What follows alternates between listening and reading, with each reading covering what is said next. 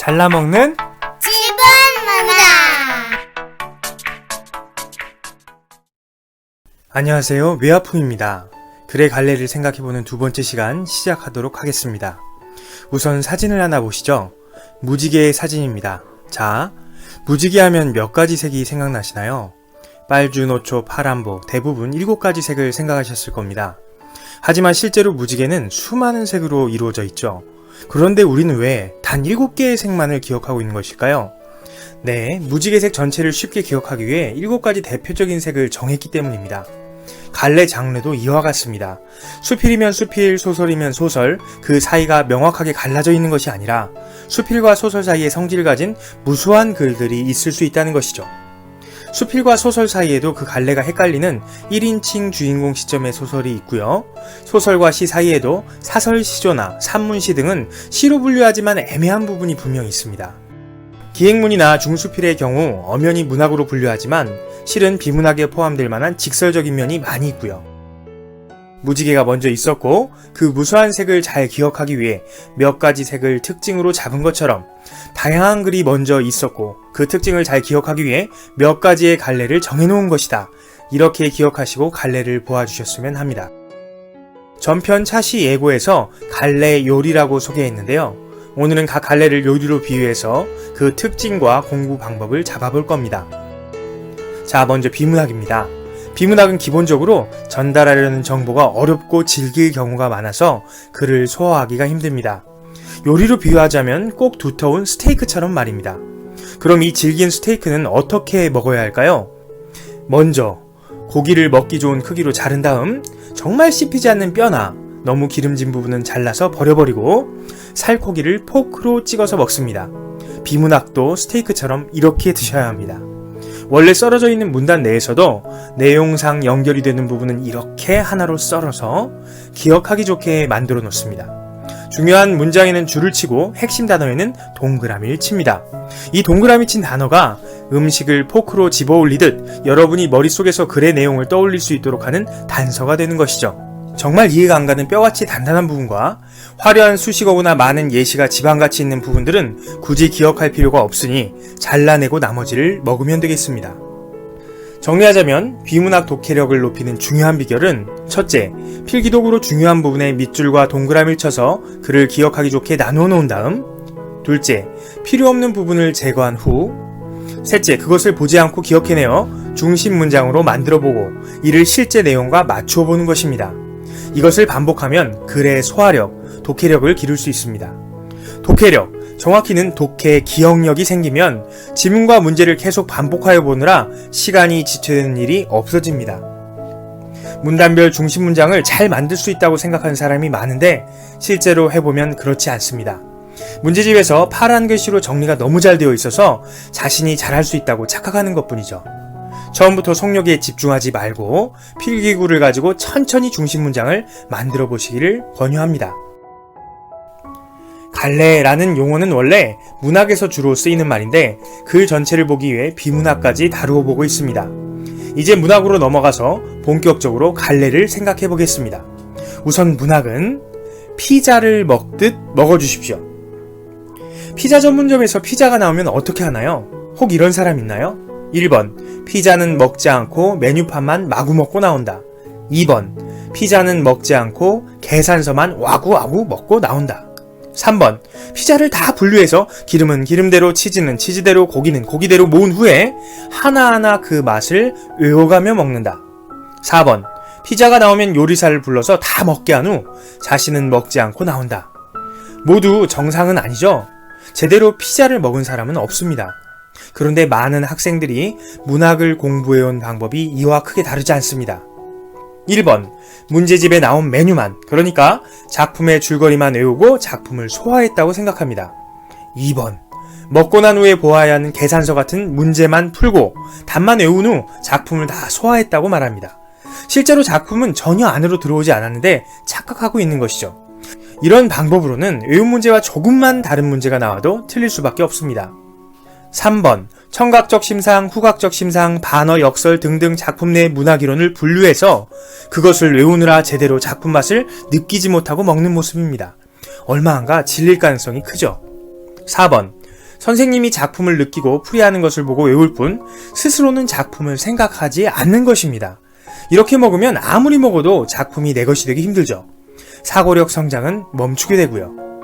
피자도 문학작품도 그냥 먹으면 됩니다. 보증된 맛있는 요리이니 고민하지 말고 그냥 먹으면 된단 말이죠.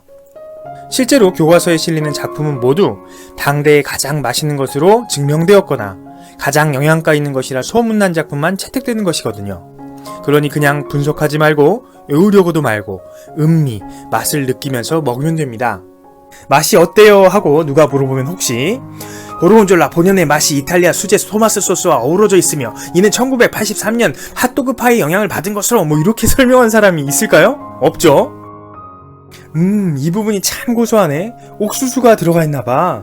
라고 말하는 것처럼 난 이 부분이 참 포근하네. 어릴 적 아빠 생각이 나. 이렇게 가볍게 말하면 되는 것입니다. 그럼 작품 분석은 언제 하냐고요? 느낀 다음에 하는 겁니다. 느끼지 못한 상태에서 분석하게 되면 아까 본 1, 4번 같은 안타까운 모양새가 되어버립니다. 그래서 잘칠문으로 상상하기를 계속 연습하고자 하는 겁니다. 자, 그럼 문학안의 시부터 생각해 봅시다. 시는 녹차처럼 마십니다. 녹차, 나오자마자 씹어서 우걱우걱 먹는 사람은 없죠. 녹차는 뜨거운 물에 불려서 그 물을 마십니다. 시도 그러해야 합니다. 시어는 함축적이라는 말을 아시죠? 함축했다는 것은 그것을 풀어내야 먹을 수 있다는 말입니다. 시어를 들으면 떠오르는 우리의 경험을 상상하고 그것을 하나하나 추리고 이어서 내 이야기로 우려내어 먹는 것입니다. 사철 발벗은 아내가 라는 구절이 정지용의 향수에 있습니다. 그럼 사철 벗은 발을 상상해보는 겁니다. 겨울에 발 벗으면 되게 추웠을 텐데 돈이 없었나? 아, 맞다. 모내기 도우러 갔을 때 나도 발 벗고 들어갔어야 했었지? 계속 그렇게 농촌에서 일을 하고 고생한다는 건가? 이렇게 떠올리다 보면 그 다음 따가운 햇살을 등에 지고 이삭 줍던 곳에서 아하, 노동하는 현실이구나. 그런데 그것이 수확하는 기쁨과 고향의 포근함이 느껴지네 하고 정서를 얻을 수 있는 것이죠. 시는 이렇게 상상으로 우려먹는 것입니다. 천천히 상상하는 것을 익히다 보면 어떤 단어만 보아도 기억의 감정이 연결되어서 어려운 시도 쉽게 숨겨진 작가의 정서를 느낄 수 있게 됩니다. 그것을 감수성이라고 하죠. 자, 다음 이제 소설입니다. 소설은 우동을 먹듯 먹습니다. 우동이 나오면 뜨끈한 국물을 한번 들이키고요. 그 다음에 면을 호로록 먹죠. 우동은 면만으로는 별 맛이 없습니다. 호로록 소리는 국물이 떨어지기 전에 면을 빨리 빨아들이는 소리죠. 소설도 이렇게 먹어봅니다. 우선 소설이 시작되면 그 소설의 상황, 사회 문화적 배경을 작가가 소개하게 되는데 먼저 이를 충분히 내 것으로 상상해보고 작품을 감상하는 겁니다. 내가 이 시대에 살았으면 기분이 어땠을까? 저런 상황을 겪은 나라면 상처가 컸겠는걸? 그렇게 국물을 들이키듯 속을 뜨끈히 만들어 놓은 다음 그 상황 안에서 시간적 순서대로 면발같이 길게 이어져 있는 주인공의 삶을 내 것인 양 호로록 빨아들이시는 겁니다. 생각해보세요. 원피스라는 만화 다들 재미있어 하시잖아요. 근데 이게 현실에서는 말이 안 되는 얘기거든요. 현실에서는 악마의 열매도 없고 대적 시대도 아닙니다. 그런데 우리는 이미 만화가 시작되면 국물을 들이키기 시작합니다. 여기는 대적 시대야. 어딘가에 원피스 보물이 숨겨져 있어. 자, 이제 동료들과 함께 가자. 이렇게 배경을 우리 안에 받아들인 다음 내가 루피인 양, 내가 초파인 양 시간에 따라 사건을 느끼니까 재밌어지고 닥터 히로루크 죽을 때는 눈물이 나오는 것 아닙니까? 원피스를 모르신다면 죄송합니다. 제가 만화 덕후라서요. 어쨌든 왜 교과서에서만 작품이 나오면 우리는 작품을 그렇게 보지 않는 것일까요? 소설, 극과 시나리오도 같습니다.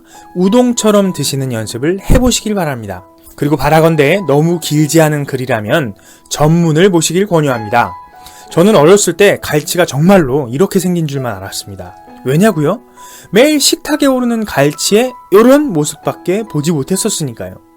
몇 개의 작품만이라도 전문을 제대로 우동처럼 몰입해서 먹으면 그 시험이나 생활 속에서 작품의 일부분만 보아도 아하, 이게 작품의 어디쯤이겠구나, 이렇게 진행되겠는데 하고 예상할 수 있는 눈이 생기게 됩니다. 여러 갈래 중 수필만 남겨두고 있습니다. 수필은 작가가 일상의 것에서 느낀 풍부한 느낌, 생각을 읽는 이도 느낄 수 있도록 우려낸 갈래입니다. 보통 사람들은 꽃을 보고 봄을 보고 별 느낌 없이 살아가죠. 그런데 아래 글을 보면 어떤가요? 들어보세요. 서남사 뒷산에는 산수유가 피었다. 산수유는 다만 어른거리는 꽃의 그림자로서 피어난다. 그러나 이 그림자 속에는 빛이 가득하다. 빛은 이 그림자 속에 오글오글 모여서 들끓는다. 산수유는 존재로서의 중량감이 전혀 없다. 꽃송이는 보이지 않고 꽃의 어렴풋한 기운만 파스텔처럼 사냐에 번져있다. 산수유가 언제 지는 것인지는 눈치채기 어렵다. 그 그림자 같은 꽃은 다른 모든 꽃들이 피어나기 전에 노을이 쓰러지듯이 문득 종적을 감춘다. 그 꽃이 쓰러지는 모습은 나무가 지우개로 저 자신을 지우는 것과 같다. 그래서 산수유는 꽃이 아니라 나무가 꾸는 꿈처럼 보인다. 내가 보지 못했던 것, 생각지 못했던 풍부한 감정이 느껴지지 않나요? 이게 수필입니다. 원래는 못 보고 못 느끼는 일상의 것들을 작가는 푹 꼬아서 곰탕처럼 진하고 맛있게 내오는 것이죠. 그 안에 고기 같은 사실적 비문학적 요소도 듬성듬성 썰어 넣어서요. 기행문이라면 여정이나 장소에 대한 특징 같은 것이 이런 요소가 되겠죠. 이는 필요하다면 비문학처럼 정리하며 읽어야겠습니다. 그러나 수필을 적는 작가의 의도는 내가 느낀 감동이나 생각을 공유하고자 하는 것이기 때문에 기본적으로 내가 작가인 양 느끼며 맛나게 드시면 됩니다. 자, 지금까지 갈래의 특징과 읽는 방법을 생각해 보았습니다. 이 수업을 하게 되면 꼭 이런 질문이 들어오곤 합니다. 모든 갈래를 좋아해야 하나요? 라는 질문 말입니다. 당연히 모든 음식을 좋아할 수는 없습니다. 여러분은 하나하나가 특별한 존재인 만큼 각자의 입맛이 있기 때문입니다. 여러분의 입맛을 존중합니다. 다만 혹 지금까지 제대로 먹어보지 못해서 좋아할 기회가 없었던 것은 아닌지 제대로 드시면서 확인해 보시길 권합니다. 그리고 꼭 시험 때문이 아니라 삶 전체를 풍부하게 누리기 위해서 이왕이면 어느 음식이든 맛나게 즐길 수 있는 왕성한 모든 갈래에 대한 소화력이 길러지기를 기대해 봅니다. 오늘도 함께 문학을 누릴 수 있어서 행복했습니다. 감사합니다. 매화풍이었습니다.